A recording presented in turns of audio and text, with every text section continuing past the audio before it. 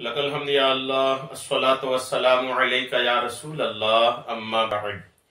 سلسلہ ہے تذکرہ اسلاف کا۔ اس مبارک اور بابرکت سلسلے میں ہم اپنے اسلاف کا ذکر خیر، ان کے یوم ولادت اور عرس کی تاریخوں پر کرنے کی سعادتیں حاصل کرتے ہیں۔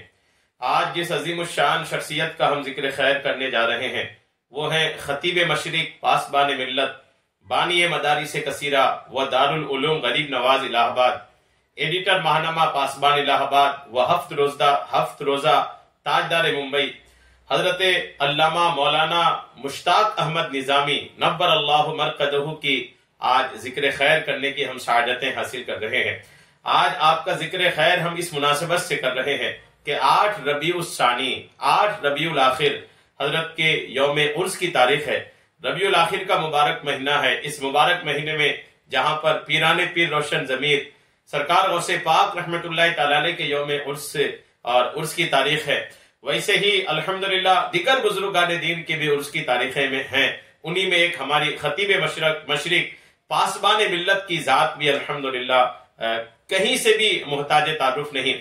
آج حضرت کا ذکر خیر ہم کرنے کی سعادتیں حاصل کر رہے ہیں آپ کے عرس کے مہینے پر۔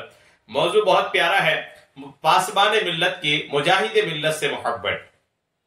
حضور پاسبان ملت نے جو مجاہد ملت رحمت اللہ تعالی علیہ سے محبت کی، اطاعت گزاری کی، آپ کی باتوں کو مانا، آپ کے اصولوں کو مانا اور آپ کی تربیت کو قبول کیا، الحمدللہ ایک تاریخ کا ایک روشن باب ہے۔ اور یہ ہمیں سکھاتا ہے کہ الحمدللہ ہمارے اکابرین آپس میں کتنی ایک دوسرے سے محبت فرماتے تھے۔ آئیے پاسبان ملت کی مجاہد ملت سے محبت آپ توجہ سے سننے کی سعادتیں حاصل کیجئے۔ جس کتاب سے میں بیان کر رہا ہوں انشاءاللہ بیان کے آخر میں آپ کو حوالہ بھی پیش کر دوں گا، پورے بیان کو توجہ کے ساتھ سنیے تاکہ مزید معلومات کے لیے آپ اس حوالے کی طرف رجوع کر سکیں۔ سرکار پاسبان ملت علامہ مشتاق احمد نظامی رحمت اللہ تعالی علیہ کی زبانی ہی انہی کی تحریر سے میں آپ کو پیش کرتا ہوں کہ آپ نے خود اس کا اظہار کیا ہے کہ ان کو حضور مجاہد ملت رحمت اللہ تعالی علیہ سے کتنی محبت تھی۔ پاسبان ملت خود تحریر فرماتے ہیں کہ میرے بھی نصیبہ میں یہ سعادت میسر تھی کہ 40 برس سے زائد تک میں نے سرکار مجاہد ملت کی جوتیاں سیدھی کی ہیں۔ غور کیجئے، پاسبان ملت کا جملہ ہے کہ میں نے 40 سال تک مجاہد ملت کی جوتیاں سیدھی کی ہیں، اور اس کو سعادت تصور کر رہے کہ یہ میری سعادت ہے کہ اتنے لمبے عرصے تک میں نے حضور مجاہد ملت رحمت اللہ تعالی علیہ کی جوتیوں کو سیدھے کرنے کی سعادتیں حاصل کی ہیں۔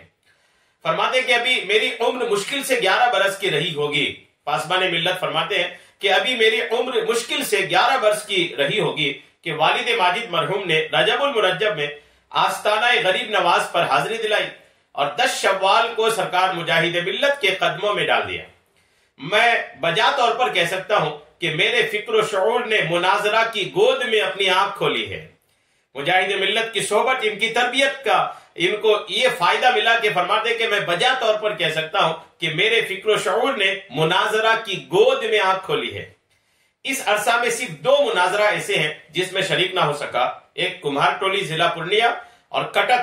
کمہار ٹولی تو اس لیے نہیں جا سکا کہ اس وقت میرا تحریری مناظرہ قاری زبیر سابق امام مسجد تیلی محلہ ممبئی سے چل رہا تھا۔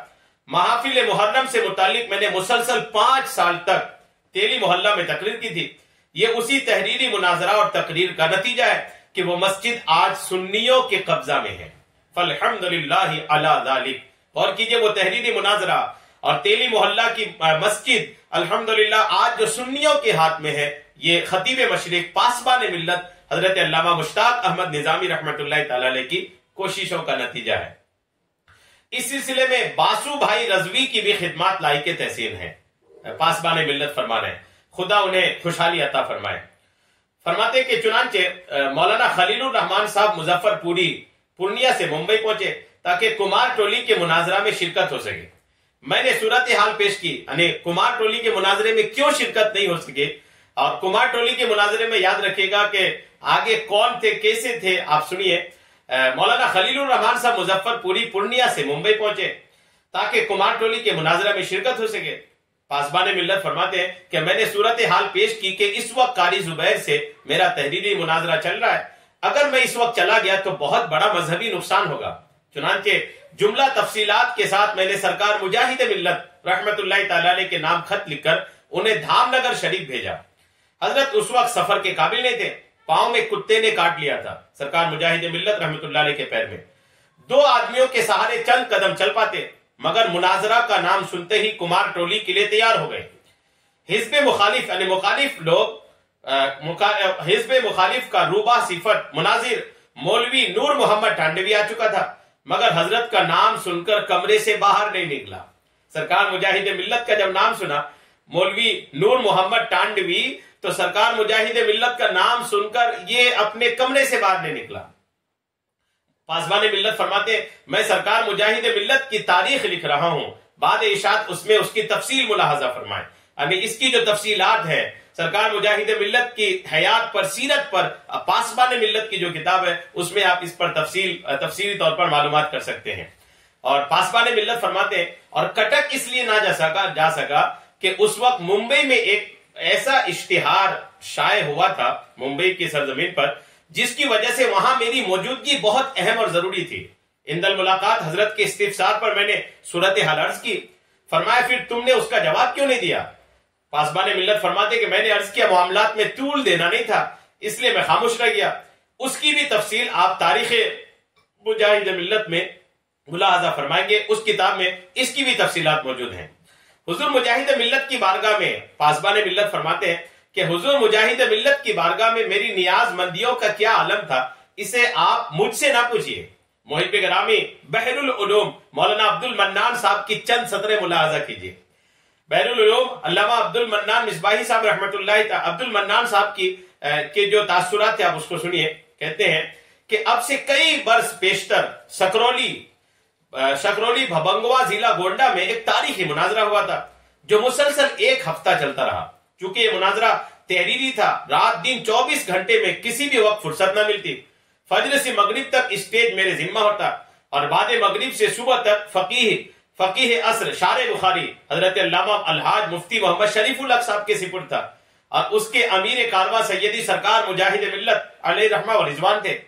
फाजिल गिरामी मौलाना सैयद शमीम गौहर की इदारत में मानामा अशरफिया ने मुजाहिद मिल्लत नंबर शाये किया। चुनांचे मुफ्ती अब्दुल मन्नान साहब मुनाजरा सकरौली का जिक्र करते हुए लिखते हैं, ये बात मानामा अशरफिया मुजाहिद मिल्लत नंबर मुंबई 82 सफा नंबर 78-79 में है। लिखते हैं, अलगर्ज 3-4 यौम की लगभग 24 घंटे की मुसलसल मेहनत और आपके चेहरे पर थकन के आसार नहीं, उनके बुढ़ापे को देखता और उनकी इस मेहनत को और अश करता। उस मौका पर अल्लामा मुश्ताक अहमद निजामी साहब की गैर मामूली सआदत मंदी भी नाकाबिले फरामोश है। क्या है? तीसरे दिन जब मुखालिफिन का कस बस निकल गया, जो बिल्कुल वो हार से गए और वो मैदान मुनाजरा से उठ गए, तो कहते कि मैंने हजरत मुजाहिद मिल्लत से इजाजत चाही कि आप काम खत्म है। अल्लामा मुश्ताक अहमद निजामी रहमतुल्लाह ताला अलैह ने हुजूर मुजाहिद मिल्लत से इजाजत चाही कि अब तो मुखालिफिन तकरीबन उठ चुके हैं, हार चुके हैं, और मेरे लिए दारुल उलूम की मसरूफियत है। निजामी साहब ने भी रुखसत चाही। काम वाकई तमाम था। मुझे कस्बा अदरी जिला आजमगढ़ में मौलवी नूर मोहम्मद टांडवी के मुकाबिल जवाबी तकरीर करनी थी, जिसका मैं पाबंद वादा था। हम दोनों को ही रुखसत मिल गई। हम लोग 3 मील पैदल चलकर इस तरह आए। अल्लामा मुश्ताक अहमद निजामी है, साथ में दिगर उलमा भी हैं। कहते हैं कि हम लोग 3 मील ऐसा पैदल चलकर आए कि पूरे रास्ते में घुटनों के बराबर पानी भरा था। आजा शिल थे, बदन के आजा ठंडी की वजह से ठंडे पड़ रहे थे और जिस्म थक कर चूर चूर था। मुखालिफिन को मालूम हुआ कि अल्लामा निजामी तो चले गए, फिर क्या था, शोर मचा दिया कि सुन्नी मुनाजिर भाग गए। लोग हजरत मुजाहिद मिल्लत के पास आए और आपने फौरन वापसी के लिए खत लिखा। इधर हम लोग, अल्लामा मुश्ताक अहमद निजामी फरमाते कि इधर हम लोग थके मांदे मोटर पर बैठे, उधर हजरत का खत निजामी साहब को मिला, मुजाहिद मिल्लत का। मैं उनकी सआदत मंदी को दाद दूंगा कि मालूम होते हुए भी कि अब अमलन हमारी वहां जरूरत नहीं है। अमलन जरूरत नहीं थी, मुखालिफिन हार चुके थे, मुजाहिद मिल्लत की अजीम शान जात वहां मौजूद थी। फिर भी हजरत के हुक्म पर उल्टे कदम इसी तरह 3 मील पैदल वापस लौटे जैसे आए थे, जबकि मैं तामील इरशाद ना कर सका। जो आपके साथी थे वो चले गए। जो लोग निजामी साहब की शख्सियत से वाकिफ हैं वो इस इताअत शियारी को खूब समझ सकते हैं 3 میل پیدل، وہ بھی اتنا پانی کے گھٹنوں کے برابر پانی ہے، اتنے پانی میں 3 میل پیدل چل چکے تھے، گاڑی میں بیٹھ بھی چکے تھے، اتنے میں الحمدللہ حضور مجاہد ملت کا خط پہنچا پاسبان ملت کے پاس، آپ وہیں سے الٹے قدم الحمدللہ واپس اپنے استاد کے حکم پر تشریف لائے، جبکہ مجاہد ملت کی ذات موجود تھی، مخالفین کے لیے آپ ہی شیر ببر کی حیثیت رکھتے تھے، پھر بھی استاد کے حکم پانے کی وجہ سے الحمدللہ آپ واپس تشریف لائے الحمدللہ۔ علامہ مشتاق احمد نظامی صاحب لکھتے ہیں، معذرت کے ساتھ سخن گسترانہ بات آ گئی ہے جسے میں نے قلم بند کر دیا، ورنہ حاشیہ خیال میں بھی یہ نہ تھا کہ اس طرح کا کوئی گوشہ پیش لفظ میں آ جائے گا۔ غرض کے سارے اسلاف، علامہ صاحب کا حال دیکھیے، فرماتے سارے اسلاف و اکابر، خواہ حجت الاسلام ہو یا ملک العلماء ہو، صدر الشریعہ ہو، صدر الافاضل ہو، محدث اعظم ہو، مفتی اعظم ہو، سید العلماء ہو، صدر العلماء ہو، شیر وشاء اہل سنت ہو، یا محبوب ملت امین شریعت ہو، یا مصنف قانون شریعت ہو، حضور حافظ ملت ہو، یا سیدی مجاہد ملت، محسن ملت ہو، یا برہان ملت ہو، یہ سبھی قدسی صفات علماء ربانیین اپنے زندگی کے بے بہا کارنامے اور بے شمار علمی یادگاریں الحمدللہ چھوڑی ہیں۔ کیا کہنا میرے سرکار مجاہد ملت کا؟ علامہ صاحب لکھتے ہیں، مناظرہ تو ان کی گھٹیوں میں تھا، مناظرہ ان کا ضمیر و خمیر تھا، میں اپنی خوش بختی پر جتنا بھی فخر کروں وہ کم ہے، یقیناً یہ میرے لیے باعث صد افتخار ہے کہ وقت کی ایک بہت ہی عظیم المرتبہ شخصیت کی درسگاہ میں میں نے پرورش پائی۔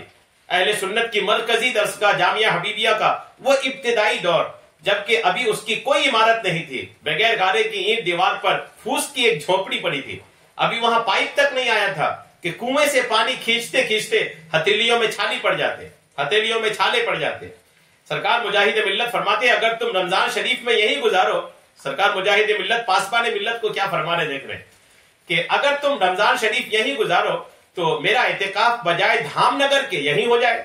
والد ماجد پاسبان ملت کو جب ایسا فرمائے تو پاسبان ملت نے اپنے والد ماجد کے تعلق سے فرمایا کہ والد ماجد مرحوم مجھے حکم دیتے کہ تم گھر نہ آؤ، حضور مجاہد ملت کی خدمت میں رہو، میں دیہات میں اپنے اعتکاف کا انتظام کرا لوں گا۔ چنانچہ افطار سے لے کر صبح سویرے اٹھ کر سحری کے لیے اسٹوو پر کسی میٹھی چیز کا پکانا، یہ سب میرے ذمہ تھا۔ تبلیغ سیرت کے دنوں میں بستر اٹھاتے اٹھاتے کاندھوں پر ورم آ جاتا، حضور مجاہد ملت اپنے ہاتھ میں کوئی لوٹا ہی اٹھا لیتے، ایسی صورت میں اب کیسے ممکن تھا کہ میں کلی کو حکم دیتا۔ تبلیغ سیرت کی کانفرنسوں میں ایجنڈے کی ترتیب، تجاویز کے متعدد نقول اور دوسرے انتظام و اہتمام ان میں رات دن ایک کر دیتا، بخار آ جاتا، مگر آنکھ اٹھا کر یہ نہ کہہ سکتا کہ اب یہ بوجھ مجھ سے نہیں اٹھ رہا ہے۔ اگر اس سلسلے میں اس وقت میرا کوئی رفیق کار تھا تو مظفر میاں اور صرف مظفر میاں الحمدللہ۔ غرض یہ کہ پاسبان ملت فرماتے ہیں، غرض یہ کہ میرے پاس جو کچھ بھی ہے، یہ جملہ آپ نوٹ کر کے رکھیے، ہمارے اکابرین کی محبت دیکھیے، فرماتے غرض یہ کہ میرے پاس جو کچھ بھی ہے وہ سرکار مجاہد ملت کی نگاہ کرم اور فیض بخشیوں کا نتیجہ ہے۔ گویا میں یہ کہہ سکتا ہوں کہ مجاہد ملت کی درسگاہ میں ہم لوگوں کو فن مناظرہ پڑھایا نہیں بلکہ پلایا گیا ہے۔ یہ جرأت و ہمت انہی کی عطا کردہ ہے جس کی بنیاد پر جھڑیا کے تاریخی مناظرہ میں مبلغ دیوبند مولانا ارشاد احمد فیض آبادی کو میں نے گرجتی آواز میں کہا تھا، مولوی ارشاد، ہمارا تمہارا یہی فرق ہے کہ تم مناظرہ کی خوراک ہو اور مناظرہ ہم لوگوں کی خوراک ہے۔ الحمدللہ۔ یہ سنتے ہی ارشاد کا چہرہ فق ہو گیا اور روسیہ دیوبندیوں کے چہرے پر مزید سیاہی دوڑ گئی۔ میرا یہ وہ جگر شگاف نعرہ ہے جو آج تک ایوان دیوبندیت میں گونج رہا ہے، یہ ان کا کرم نہیں تو اور کیا ہے۔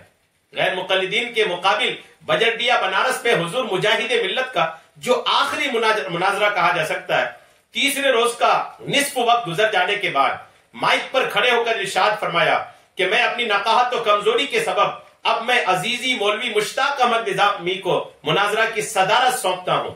اس کے بعد اصول مناظرہ کے تحت اور جو کچھ فرمانا تھا وہ ارشاد فرمایا، اگر میرے لیے اطمینان و اعتماد کا ان کے دل میں کوئی نرم گوشہ نہ تھا تو ملت کی اتنی بڑی ذمہ داری میرے کاندھے پر کیوں رکھی گئی؟ غور کیجئے کہ حضور مجاہد ملت رحمت اللہ تعالی علیہ کی حیات کا آخری مناظرہ ہے، ابھی تیسرے دن ہی چل رہے ہیں، اس تیسرے دن میں ہی الحمدللہ اپنے موجودگی میں اپنی صدارت علامہ مشتاق احمد نظامی کو سونپ دینا یہ بتا رہا تھا کہ حضور مجاہد ملت رحمت اللہ تعالی علیہ کو بھی حضور پاسبان ملت سے بہت محبت تھی، اور پاسبان ملت کو کتنی محبت تھی وہ تو آپ نے الحمدللہ ملاحظہ فرمایا ہی لیا ہے۔ الحمدللہ ان کی یہی وہ خردہ نوازی تھی کہ جس نے لاکھوں کا دل جیت لیا تھا۔ کہتے ہیں کہ غالباً 53 یا 54 عیسوی کی بات ہوگی، قصبہ بھدرک سے اسٹیشن آتے ہوئے استاد گرامی شمس العلماء حضرت مولانا مفتی محمد نظام الدین صاحب قبلہ کا غیر مقلد یا کسی قادیانی سے ایک مناظرہ کا ذکر فرماتے ہوئے ارشاد فرمایا، اگر مرتے مرتے میں چپکے سے کسی کے کان میں 2 کتابوں کا نام کہہ دوں تو وہ اپنے وقت کا بہترین مناظر ہو جائے۔ یہ سنتے ہی خوشیوں سے میرا دل اچھل سا گیا۔ ایک لمحے کی تاخیر کیے بغیر میں نے عرض کیا، وہ 2 کتابیں کون سی ہے؟ تو برجستہ ارشاد فرمایا، پکی کھچڑی کھانا چاہتے ہو؟ میں نے بھی دبی زبان سے عرض کیا، حضور اپنی پکائی کھچڑی تو کھا نہیں پاتا جس میں میرا خون پسینہ شامل ہوتا ہے، کس منہ سے دوسروں کی پکائی ہوئی کھچڑی کھاؤں گا؟ یہ سن کر مسکرائے، فرمایا محنت کرو محنت کرو۔ میں مرضی نہ پا کر خاموش ہو گیا، مگر پیچھے لگا رہا۔ اسے حسن اتفاق ہی کہا جا سکتا ہے کہ ایک روز شام کے دھندلکے میں میرے مجاہد ملت کہیں باہر سے تشریف لائے اور غربت قداہی پر مکان کے وسطی کمرے کی مسری پر آرام فرمائے۔ جب حضرت نماز عشاء اور کھانے سے فارغ ہو گئے تو میں خدمت میں لگ گیا، تلوے میں روغن گل کی مالش کر رہا تھا۔ پاسبان ملت ہے حضور، مجاہد ملت کے تلوے میں آپ تیل کی مالش کر رہے ہیں۔ اچانک بھدرک والی بات یاد آ گئی، اور کیوں نہ یاد آتی، اس وقت سے میرا حال یہ تھا جیسے جگر میں گڑی ہوئی پھانس کی چبن محسوس ہو۔ میں نے ہمت کر کے عرض کیا، آخر وہ بات حضور کب ارشاد فرمائیں گے کہ مرتے مرتے اگر میں چپکے سے کسی کے کان میں 2 کتابوں کا نام کہہ دوں تو وہ اپنے وقت کا بہترین مناظر ہو جائے۔ موڈ اچھا تھا، خوش تھے۔ فرمایا وہ 2 کتابیں یہ ہیں، الفضل الموہبی اذا صح الحدیث فہو مذہبی، رسالۃ الامداد۔ 2 کتاب اعلیٰ حضرت رحمت اللہ تعالی علیہ کی، الحمدللہ۔ الفضل الموہبی یہ امام اہل سنت کی، رسالۃ الامداد یہ بھی الحمدللہ یہ رسالہ الاستمداد۔ الفضل الموہبی اور رسالہ الاستمداد یہ دونوں اعلیٰ حضرت رحمت اللہ تعالی علیہ کی کتاب ہے۔ مجاہد ملت فرماتے کہ اگر کوئی ماہر مناظر ہونا چاہتا ہے تو ان دونوں کتابوں کا مطالعہ کرے۔ حضور مجاہد ملت کی زبان پہ قربان، پاسبان ملت کی خدمات پہ قربان، ہم سب اپنے اکابرین کی آپس کی محبت پہ قربان۔ اللہ تبارک و تعالی پاسبان ملت حضرت علامہ مشتاق احمد نظامی رحمت اللہ تعالی علیہ کی گوہر پر نور پر خوب نور نازل فرمائے، خوب برکتیں نازل فرمائے، اس سے ہم سب کو بھی حصہ عطا فرمائے۔ آمین بجاہ نبی الامین صلی اللہ تعالی علیہ وسلم۔